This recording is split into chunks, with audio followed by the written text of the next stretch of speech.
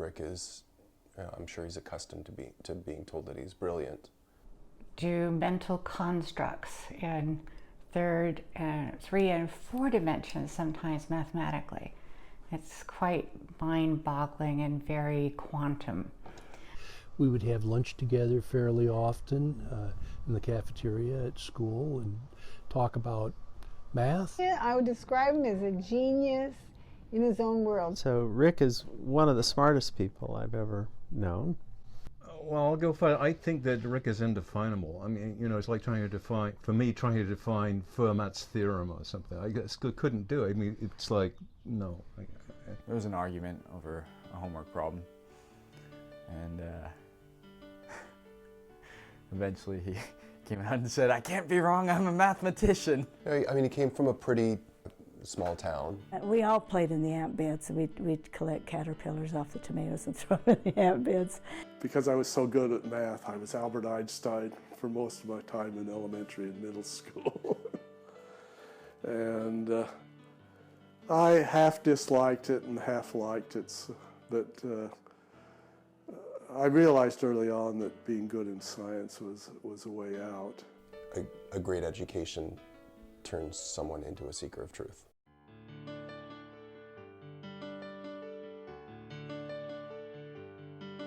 When I come to you with my eyes wide open, I know you will tell me the truth. It'll all be fine. We'll remember these times, live up to the dreams of our youth.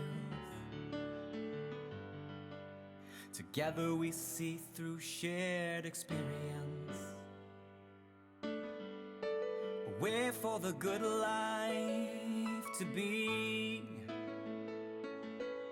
Close my eyes, imagine my past. The early days, they move so fast. A life is shared and forever will be. And the story is here to see. Story is here to see.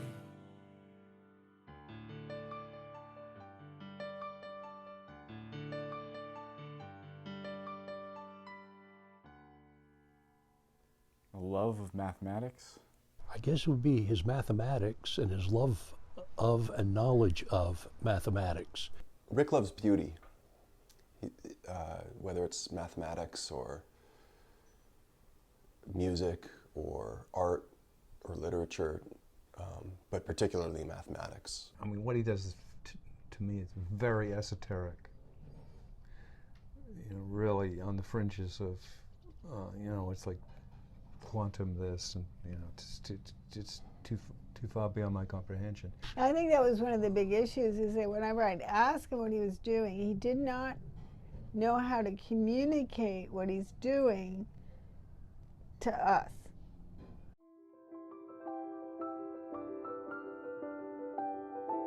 Quantum mechanics is the physics of very small objects like atoms, electrons, nuclei, the particles that live in nuclei, cosmic rays, and all the things that emerge in the atom smashers of high energy physics.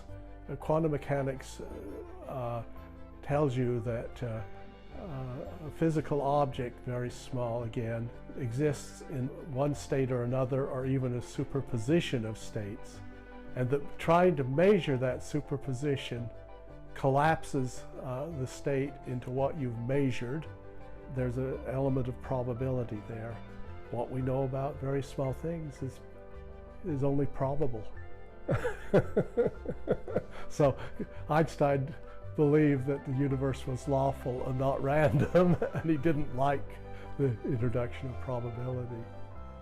And that's and would that be because very, very small things can be in multiple states at the same time, and you can only predict the probability that they'll be in a certain state? Yeah, superposition principle.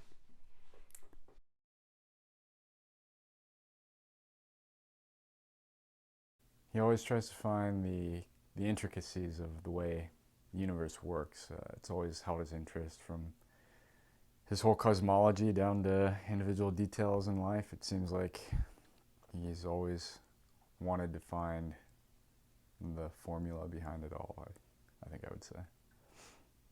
You know, he appreciates it, he loves it. And I think that's a big part of what drives him is comprehending, you know, the beauty of complex systems. And I think related to that is a belief in thinking about, you know, what is good, what is goodness, what is right action, and how does that reconcile to, you know, to this other idea of beautiful systems. My first impression was that he was very smart and very a fine human being, very concerned about people around him and his impact on the planet and how to contribute in a significant way by understanding how things work and also contributing to the growth of the careers of young people. But we did have some lively discussions with people who are intelligent, sophisticated, knowledgeable. That was a privilege. I remember them always being warm about all our family members. You know, my brother, my sisters, the kids.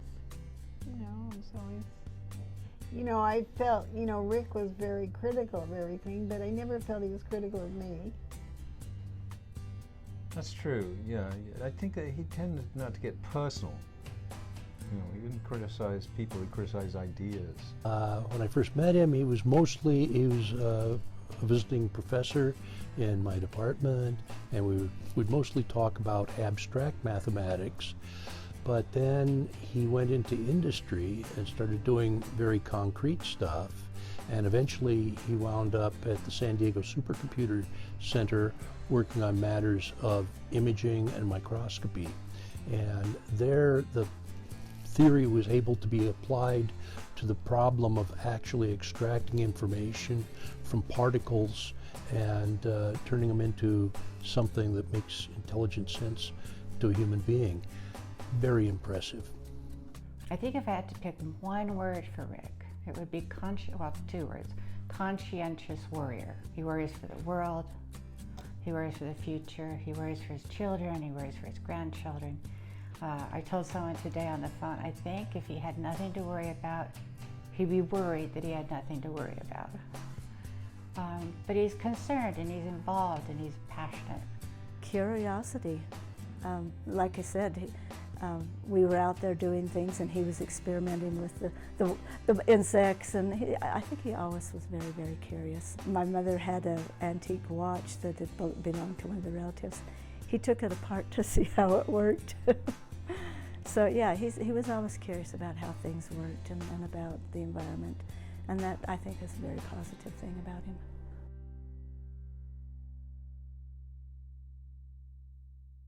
Well, I grew up in Utah, of course, a Mormon community. My folks were not exactly Mormons. They had a very skeptical attitude toward that. I think I inherited that questioning attitude. My father liked to take trips to the national parks. My mother was very much a lover of nature. She did artwork and painting of natural scenes and objects.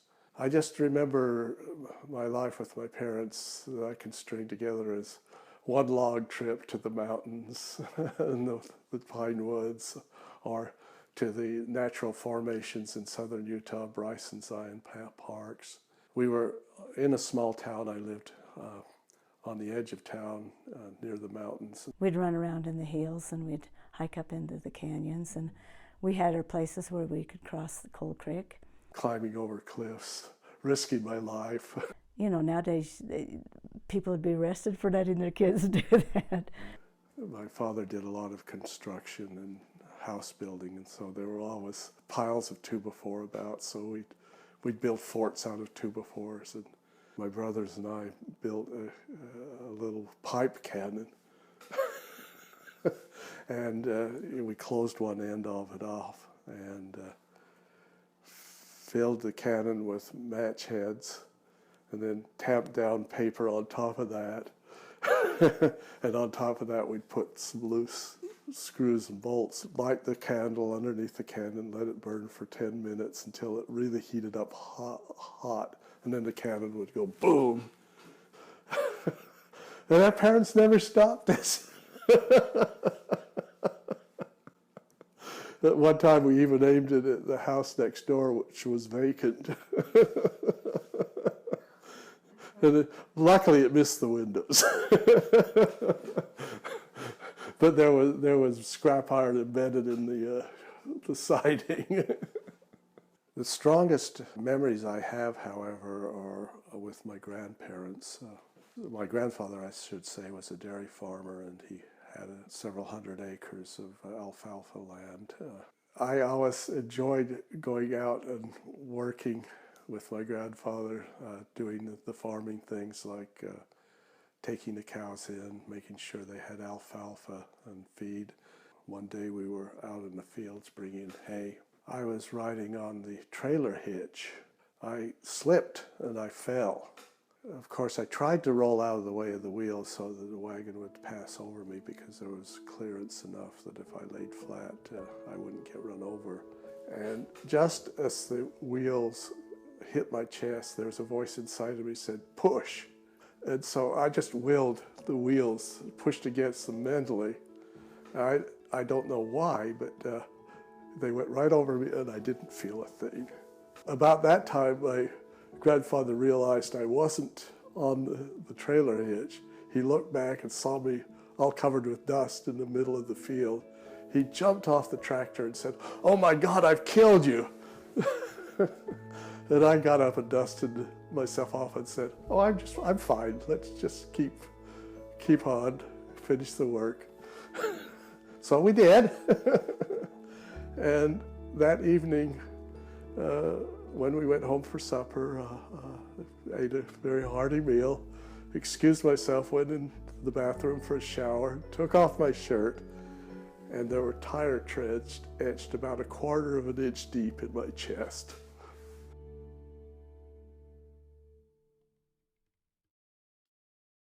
My father was a union member, worked for U.S. Steel. When he was born, my dad went away, and he was in the Navy.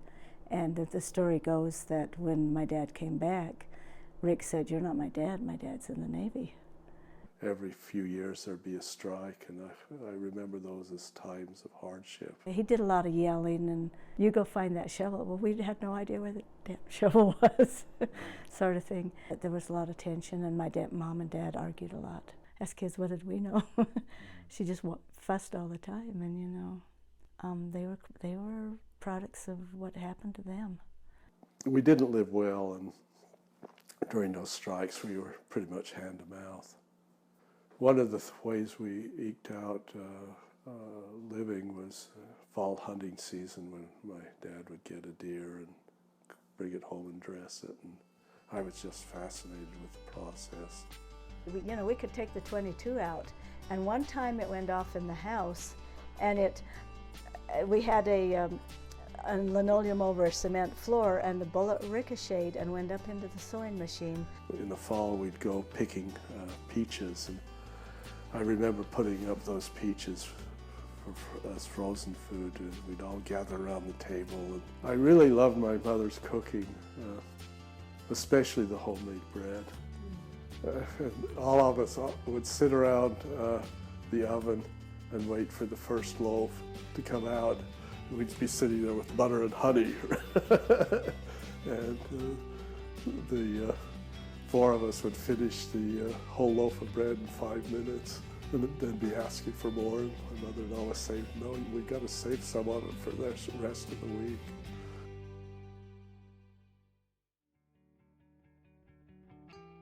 A conservative religious community is not generally a friendly place to people who love science.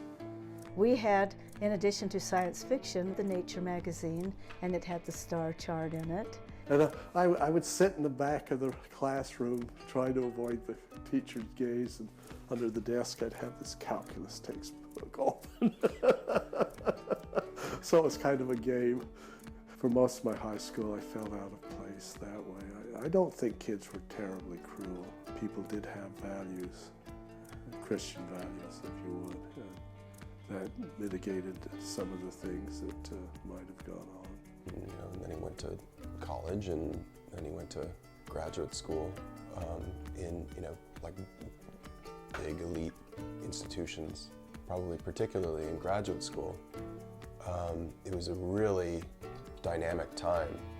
People were trying so many new things and had a very clear dominant culture to work against. I think that he was exposed to all these incredible new ideas and as well as the sort of traditional culture of the institution. And I think that all that made a big impression on him. He's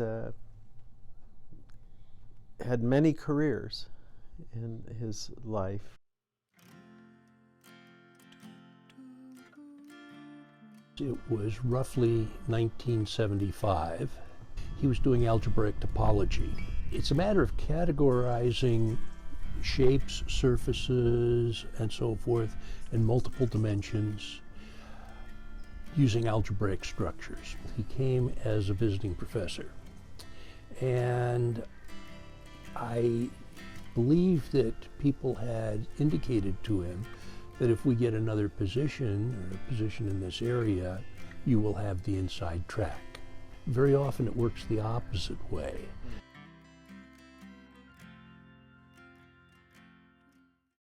There were several labs I worked in that the research was all centered on the EEG. One of my earlier memories was going to visit him and having him attach electrodes to my head and show me pictures. Then there's the fact he's on all sorts of conspiracy theorist websites because of his research at Children's Hospital. That's always given him a kick. Which I later learned was part of a CIA experiment to understand people's thoughts through their brainwaves. We had to design situations where there were quick responses in the brain that couldn't be controlled by the subject. For years afterwards, I had conspiracy theorist reporters calling me up and asking me what I knew about mind control.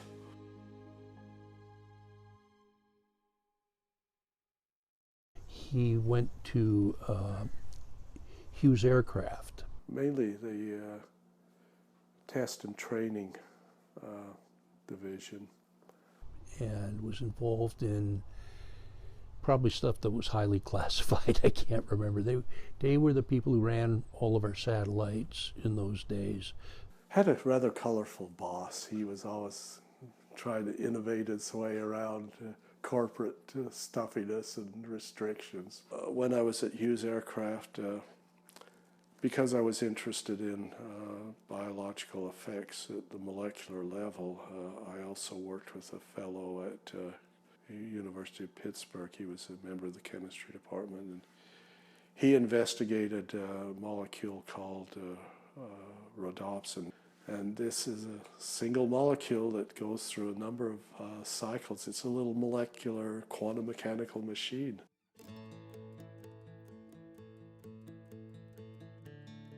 He and a colleague visited me for lunch, asking if there were some opportunities to bring mathematics and advanced mathematics to bear on some challenges that we were addressing related to the way that the brain works. He's doing some great work with tomographic reconstructions. They'll take slices of a cell and run them through an electron microscope and then produce a 3D reconstruction, which allows them to see a lot of basic biological structures, which is fascinating stuff. You have particles going into a sample, scattering in many directions. Rick's job is to write the software, come up with the algorithms and the software to take these scattered imaging, these scattered particles that are hitting sensors and reconstruct what it looked like that they went through. So it's similar to trying to take a picture of a jellyfish swimming, but then end up with a very accurate picture of all the parts of the jellyfish and all of those states of its motion.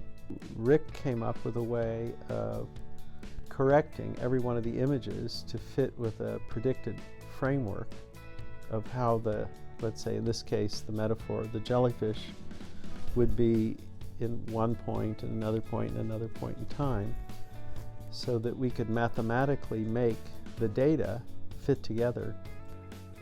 Part of the mathematics is missing, so we have to do things by computer modeling and computer processing. That's the work I do, is try to compensate for the ways that electron microscopes do not behave as ordinary microscopes. This mathematics, we're able to do things like CAT scans on very small objects, even down to the size of molecules. So, in essence, we can see molecules in our biological samples. Understanding how your genes change in cancer or in aging. Fundamental understanding of the process of life. How do molecules do what they do to make us what we are?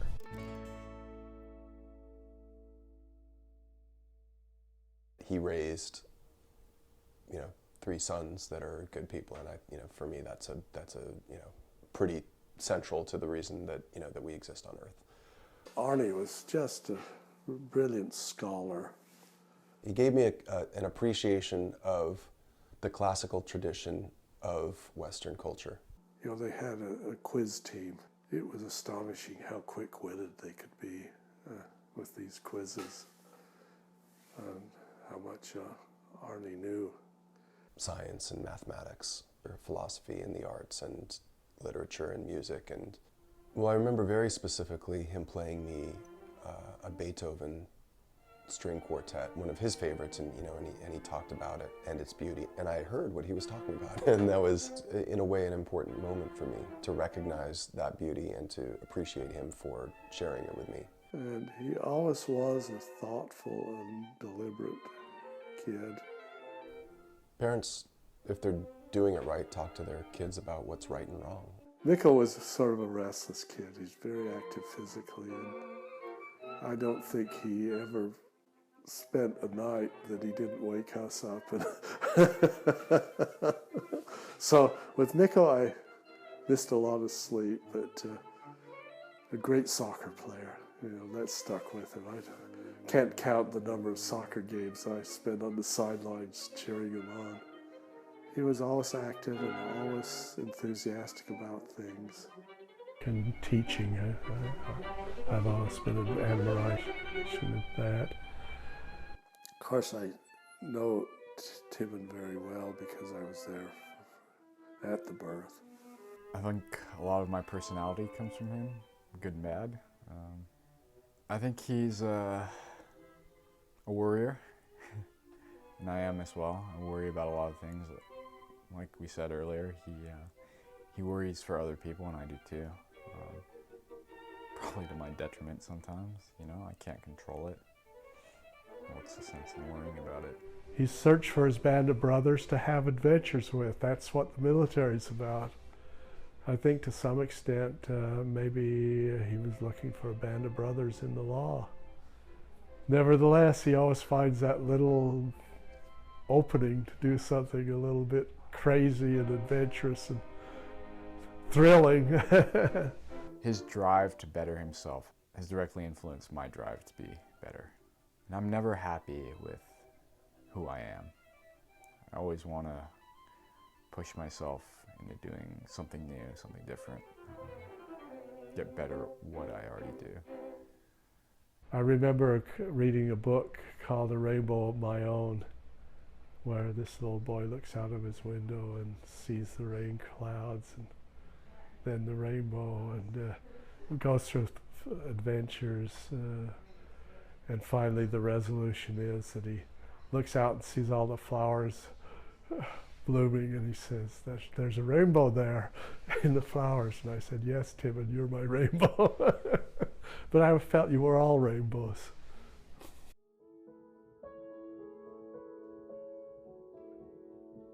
She had been on a trip to the East Coast and came back with stomach pains. And fluid retention in her abdomen. And at first they thought it was ovarian cancer. They got some better tests, and it turned out it was pancreatic cancer.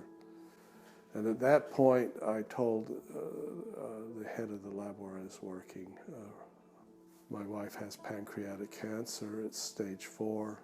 I don't know how long it'll be. If you want, I'm going to resign just to take care of her. And he said, well, take as long as you need.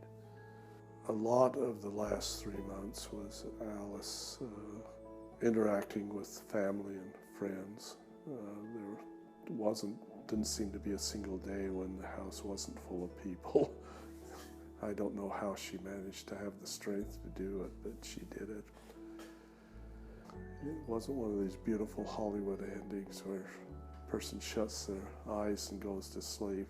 Pancreatic cancer can be really, really ugly and horrible. And you know, just when we thought we had handled, at least psychologically, on the current condition, there'd be another medical emergency and another horror to contend with. I was with Alice at the end, holding her hand, actually feeling her heartbeat at the same time, and the way, the rhythm, it was almost like there was a question being asked. I don't know how I could describe it, but just the rhythm of the heartbeat was telling, well, what next? And then that was the end. I would be breaking down almost 6 months. I mean, breaking down, crying, thinking about what had happened to Alice even 6 months later.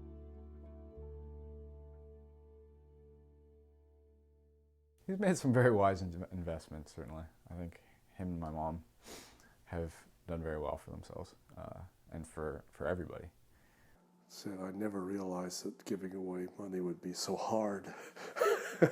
I mean, because you have these choices, you know, what's going to do the most good?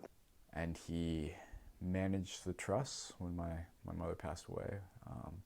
I'm proud that he was able to take that on, and I feel like I would have thrown my hands up at some point and just said, forget it, I'm giving it all to somebody, I'm done. But he persevered, so that's quite the accomplishment. One of the charities that I've worked with is called Gender Reconciliation. They've worked in India, South Africa, United States, and they're also starting something in Colombia. I think that a lot of the craziness that we see in our politics and our social interactions and the relations between men and women and all of the bad marriages and child abuse and on and on and on. This is a movement that as time's come.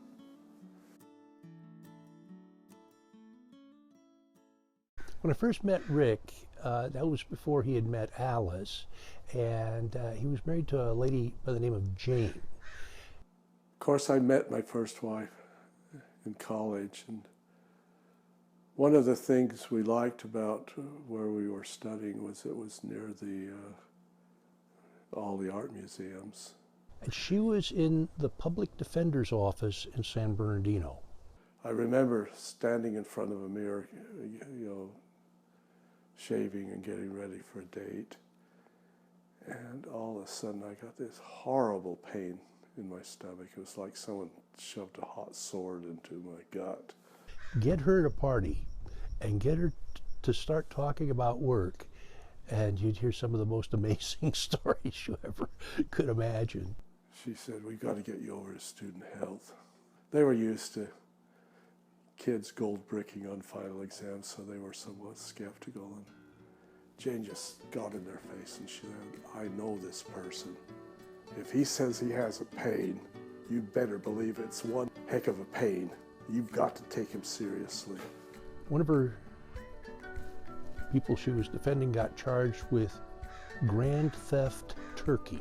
Then we came out to California, had a postdoc at UC Riverside. Stole a turkey from a restaurant somehow got his hands on the turkey and ran off with it. So I wanted Jane to study for the bar and pass her bar exam. Well, she did that, and a couple of years later we were divorced. She met someone in the public defender's office, and I guess she and I just drifted apart. I mean, just stories like this again and again and again. Very colorful stuff. Alice was tiny, really a dynamo.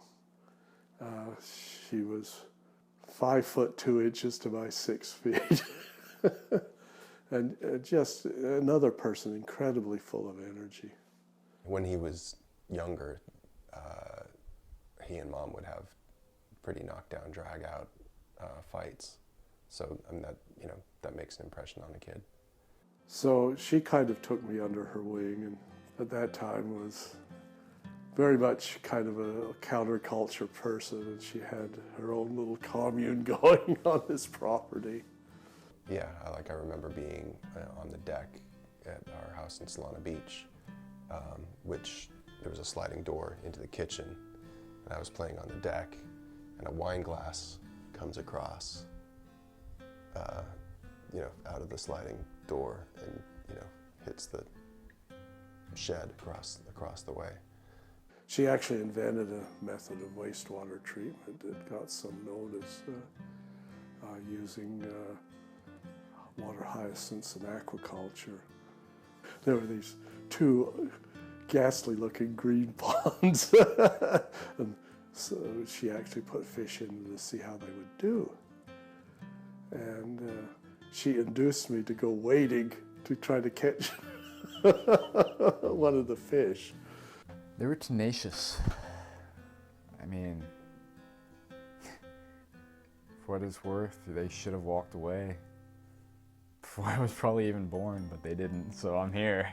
Since Alice's treatment was microbiology, she was able to examine the fish and study their microbial content. It turned out that these fish had less bacteria in them than what you'd get in the grocery store. We both got a laugh out of that. They made it work, even though maybe it wasn't the best relationship. They still managed to raise us, and they loved us. She could launch on a discussion of culture or politics and keep talking for hours, never lose a beat. And I was absolutely fascinated with her brilliance. After Alice, I don't think life in some ways has been the same, and it won't be the same as it was. But on the other hand, Julie has become the companion that I've always wanted. He is my love.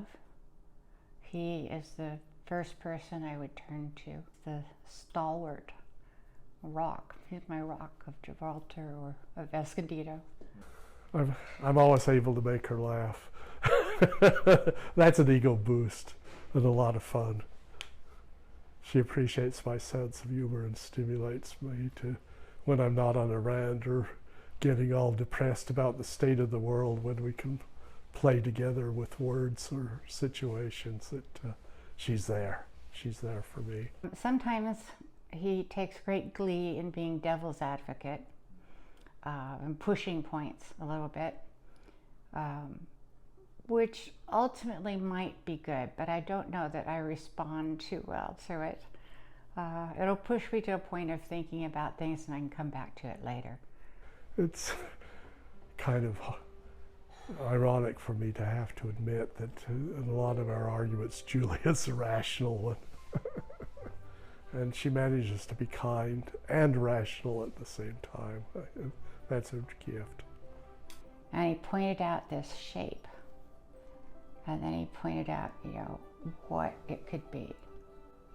And I just remember feeling so delighted with his imagination, the childlike ability to transform a rock and its shadow into a person's face, an owl flying, and I don't remember what. But I do remember thinking, oh, I do love you. Alice challenged me to achieve and bury myself in the sciences. Julie is always challenging me to study human nature and forgive. I think that's important too.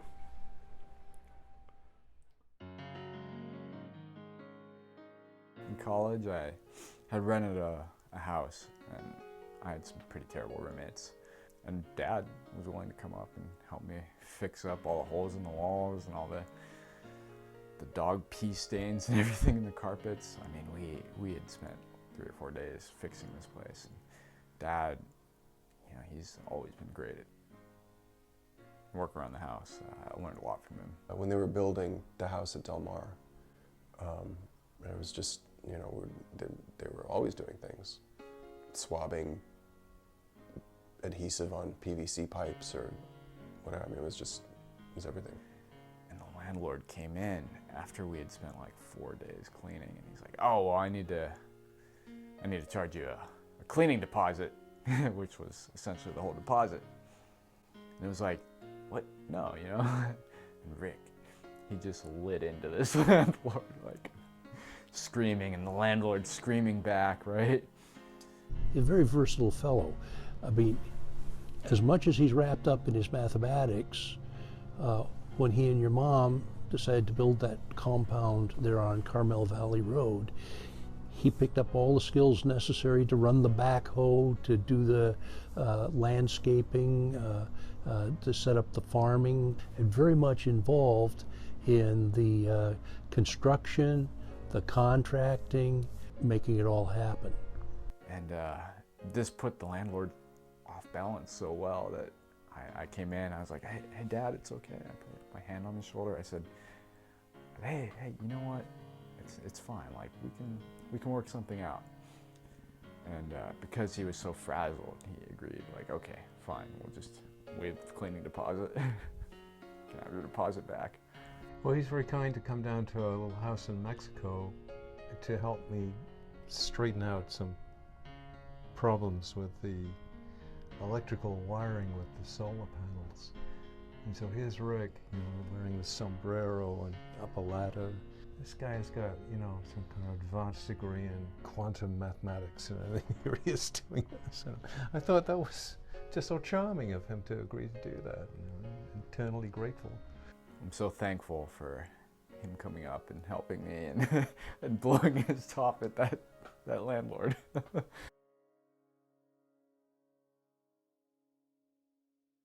It's been said that mathematicians are more artists than, say, rational scientists, and I can definitely see where he is a very artistic person. He has kind of respect for the beauty of things, and he's very passionate, so he'll kind of start talking about what's next, right? What happens when we die, and a lot of that he gets from his kind of ideas of quantum entanglement, and I think there's a lot of soul searching he does that he applies principles from what he's doing at work, and I think that's a very beautiful thing. I understand that he has made some significant contributions to mathematics and to microscopic imaging. You know, he is somebody who is very well, highly regarded in his field. Oh, I just think of how he took you boys on, even though you weren't his children. I didn't feel like he treated you different than he did Tibbin. My dad used to have kind of a stock phrase that he would use when he was feeling sorry for himself about his shortcomings as a father. He would say, I guess I owe you about 1 million games of catch. And I do remember playing catch with Rick. A lot. He works hard every day. You know, no matter how he feels or what have you, he gets up, he gets dressed, and he puts his head into the wind. And I think that's a very special and wonderful trait, and it really inspires me.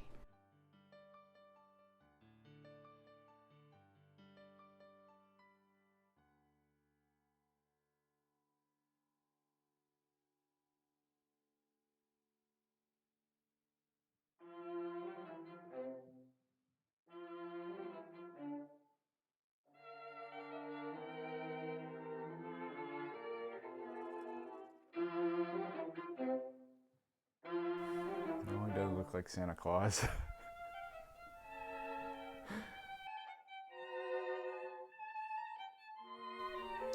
Could we turn over that extraordinary chickens calendar? Because I keep wanting to say extraordinary, and I'm spending a lot of time thinking of other words for extraordinary. Don't talk about that. It'll make us look like a bunch No, of we were little kids. psychotics. Every time I try to say, well, is this like that? Oh, no, it's not like that. Well, then surely then, you have a pixel here and there, and you can just kind of, oh, no, it's not like that. So it's like, oh, I'm sorry, I messed up your camera rig there. You regulate whether or not you're smart or not. So, based on your knowledge of Rick's life, how did he come to be so passionate about mathematics? How did he come to be who he is? I don't know.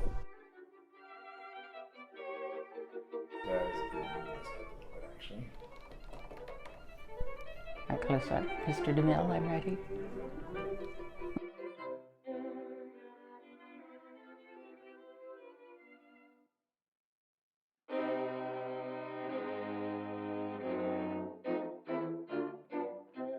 Okay, a lot of the physics we know as classical physics is described by a certain class of mathematical objects known as differential equations, actually partial differential equations. These partial differential equations can have nonlinear terms, and with nonlinear terms you can have sort of a feedback process that makes small errors in determining how things start out grow larger and larger with time. So chaos theory tells us that we cannot predict with certainty how our universe will evolve, or any system within the universe will evolve as far out as we would like to. It sort of goes in hand with the uncertainty of quantum mechanics. There is a veil of randomness and uncertainty over our knowledge of nature, and we don't have any idea how we can pierce that veil of uncertainty in every case. Chaos theory again tells us that with certain equations that are simplified models of the weather systems on Earth, that a very small difference in the start of the weather system eventually will become unimaginably large.